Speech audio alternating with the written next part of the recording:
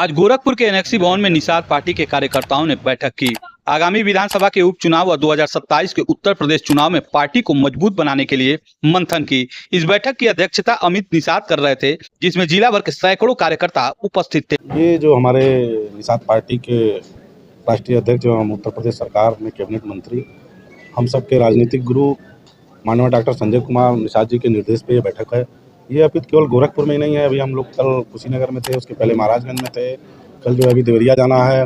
उधर पश्चिमांचल में भी हमारे जो प्रदेश लेवल के बड़े पदाधिकारी हैं वो लोग हर जिले की कार्यकारिणी बैठक कर रहे हैं, क्योंकि आने वाले 27 के लिए हम लोग पूरी मजबूती से हम चाहते हैं कि क्योंकि भाई अगर सीट जीतना है तो हमें बूथ पर जाना पड़ेगा और बूथ को मजबूत करना पड़ेगा, अपनी ताकत दिखानी पड़ेगी, तब जाके हमें सत्ता मिलेगा और सत्ता का सुख हमारे लोग ले पाएंगे। क्योंकि आप ये जानते हैं कि पहली बार ऐसा है कि 70-75 साल बाद मेरे समाज में कोई ऐसा राजनीतिक गुरु आया, हम लोगों के बीच में मसीहा आया, जो हम लोगों का इतिहास भूगोल पहले खुद पढ़कर हम लोगों को बताए, और उसी इतिहास भूगोल को हम लोग जो उन्होंने पहले ज्ञान अर्जित किया और उसी ज्ञान को हम लोग पूरे अपने खासकर अपने निषाद भाइयों को, जो मेरा समाज बेहोश है, उनको वोट की कीमत नहीं पता है, राजनीति के बारे में नहीं पता है, कैसे वोट से राजा बना जाता है, कैसे वोट से भिखारी बनाया जाता है, कैसे मेरे समाज के लोगों को जो है बेहोश किए हैं लोग, उसको हम लोग जगा रहे हैं। और वो जगाने का काम केवल अगर किसी के पास ज्ञान है तो वो हमारे अगुआ माननीय डॉक्टर संजय कुमार निषाद जी के पास। निषाद समाज ये बड़ी बड़ी पार्टियां, सपा बसपा कांग्रेस, सब पार्टियां। क्योंकि 70 साल से हमारी कोई राजनीतिक दल नहीं था, कोई हमारा अगुआ नहीं था, कोई पार्टी नहीं थी, कोई झंडा नहीं था, कोई नारा नहीं था, कोई सिंबल नहीं था।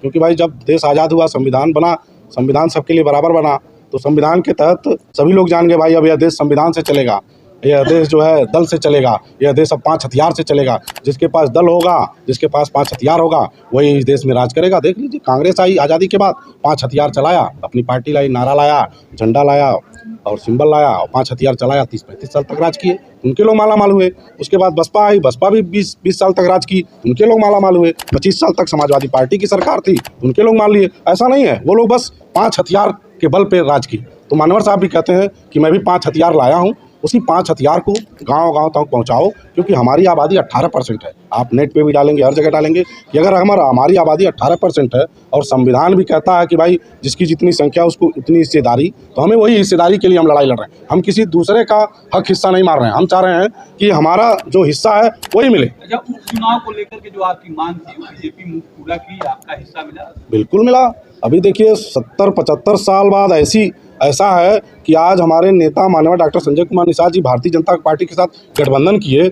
उसके बाद हमारा जो इलाहाबाद का किला था, इतिहास था, सबसे पहला इतिहास, 3.5 किलोमीटर लंबा, 3.5 किलोमीटर चौड़ा, 70-75 साल तक सबकी सरकार बनी, हम लोगों ने सबको वोट दिया, लेकिन वहाँ किसी बेईमान ने एक ईंट नहीं रखवाया। लेकिन रुक जाइए, लेकिन जब से मानवर साहब भारतीय जनता पार्टी के साथ गठबंधन किया 18 के बाद से, तब से आप देखिए वहाँ 20 करोड़ 33 लाख का बजट इलाहाबाद किले में हमारे पार्टिकुलर वहाँ गया है। आप जाइएगा तो देखिएगा वो सब बिल्डिंगें बन रही है, सब जो महल पहले हमारा टूटा था वो महल बन रहा, और वो एक पर्यटक स्थल भी घोषित हो गया। और उसको जब बन जाएगा तो यशस्वी प्रधानमंत्री जी वहाँ जाएंगे। पहला कि वो किला 70 साल तक कोई नहीं उसको बनाया। दूसरा, जो हम लोग का खोया हुआ मान सम्मान स्वाभिमान, रोटी कपड़ा मकान कहते हैं, आज हम भारतीय जनता पार्टी के साथ हैं तो मान सम्मान स्वाभिमान, रोटी कपड़ा मकान 6 चीज।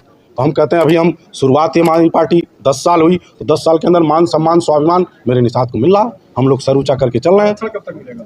अब आरक्षण देखिए 70-75 साल का जो उलझा मामला है, कोर्ट में मामला चला, कभी आरजीआई ने इसको डिफेक्ट किया, कभी मुख्यमंत्री कोई बना तो उसको निकाल के हमें एससी में कर दिया, कभी एससी से ओबीसी में कर दिया, कभी ओबीसी से निकाल के हमें फेंक दिया। तो ये उलझा मामला है। उसी उलझे मामले को मान्यवर साहब कहते हैं कि देखो भाई उलझा मामला है, हम चाहे भारतीय जनता पार्टी के साथ रहेंगे, चाहे सपा के साथ रहें, चाहे बसपा के साथ रहें, चाहे कांग्रेस के साथ, किसी के साथ रहे, वो हमें आरक्षण मिलेगा तभी जब हम अपने दल को मजबूत करेंगे। तब सुन लीजिए, जब हम अपने दल को मजबूत करेंगे, तब अपने सर पे अपनी टोपी लगाएंगे, तब जय निषाद राज के नारे को बुलंद करेंगे, तब एमपी एमएलए अधिक से अधिक बनाएंगे, तब मतलब अभी हमारे 11 विधायक हैं, कल हम 111 बना लें, 211 बना लें, तो हमारा जो आरक्षण संविधान में लिखा है 53 नंबर पे, बल्कि राष्ट्रपति जी ने भी दे रखा है, अपने आप मिल जाएगा। जिस वादे को लेकर बीजेपी से गठबंधन हुआ था, क्या वो वादा पूरा हो पाया? आरक्षण को लेकर ही हुआ था? नहीं, ऐसा नहीं, आरक्षण को लेकर था, हमें मान सम्मान स्वाभिमान रोटी कपड़ा मकान को लेकर के था, उसके साथ तक मिल ही रहा। पूछ लीजिए 3 साल बयान आया था डॉक्टर साहब का, उनके बयान से ऐसा लग रहा था जैसे बीजेपी में वो खुश नहीं, उनका कहना था कि उनके जो है आदेश को अधिकारी भी नहीं सुनते हैं। तो ऐसे में जो है सबसे बड़ा प्रश्न है कि बीजेपी में आप लोग खुश हैं? नहीं, बिल्कुल खुश है, मेरा समाज खुश है। भाई देखिए, मेरे समुदाय को मान सम्मान स्वाभिमान रोटी कपड़ा मकान चाहिए। भारतीय जनता पार्टी बड़ी पार्टी है, हम लोगों ने अभी शुरुआत किया है। हमको अभी भारतीय जनता पार्टी के साथ गठबंधन में 3-4 साल हुए हैं, हमारी पार्टी को 10 साल हुआ। 10 साल के अंदर और जो आज़ादी के बाद जो 75 साल हुआ, निकाल दीजिए 10 साल और 65 साल की तुलना कर लीजिए कि 65 साल में मेरा समाज कहाँ था और आज 10 साल में मेरा समाज कहाँ है। बस मैं तुलना करने के लिए बात कर रहा हूँ। 65 साल मेरा समाज कहाँ था और 10 साल में जब डॉक्टर संजय कुमार निषाद जी आए तब मेरा समाज कहाँ है। 65 साल आप जाएंगे किसी के मुंह से केवट का नाम ही नहीं पता रहता था। मल्लाह कौन है, बिंद कौन है, अरोरा कौन है, कोई जानता ही नहीं था। यहाँ तक कि केवटा बिंदुआ मल्लावा के पुकारा जाता था। लेकिन 10 साल के अंदर किसी की हिम्मत नहीं है कि मेरे 18% आबादी वाले समुदाय को केवटा मल्लावा करके बुला दे। यही सम्मान हुआ ना। थाने पे हमारी सुनवाई हो रही है, चौकी पे हमारी सुनवाई हो रही है। अभी देखिए पहली बार ऐसा है, मत्स्य विभाग के हमारे जो अगुआ हैं राष्ट्रीय अध्यक्ष जी कैबिनेट मंत्री बने। कैबिनेट मंत्री बनने के बाद पहली बार, इसके पहले भी बहुत मंत्री थे, बसपा सरकार थी उसमें भी कैबिनेट मंत्री रहा करते थे, सपा की सरकार थी उसमें भी कैबिनेट मंत्री रहा था, सब में रहते थे। लेकिन जब हमारे नेता बने तब सीधे केंद्र से अलग मछुआ कोष कल्याण का अलग से उन्होंने स्थापना कराया। जो भी चीज़ें यानी सीधे मछुआरों के लिए विशेष करके आ रही हैं, चाहे वो शिक्षा के लिए हुआ, 5 लाख शिक्षा में आ रहा है, 5 लाख जो अगर दुर्घटना हो दुर्घटना बीमा में आ रही है, अगर किसी के बच्चे पढ़ाई नहीं हो रहे हैं तो उसमें भी है, लाइब्रेरी के लिए आ रहा है, हर प्रकार की आ रही है। ये पहली बार ऐसा है, आप पता कर लीजिएगा। पहली बार वो कैबिनेट मंत्री बने मत्स्य विभाग के द्वारा, आप पता कर लीजिएगा। पूरे 75 जिले में हम लोग दौरा करते हैं। 65 साल की मैं बात करूंगा, 65 साल में एक कोई मेरा पोखरा नहीं पट्टा करा पाया था।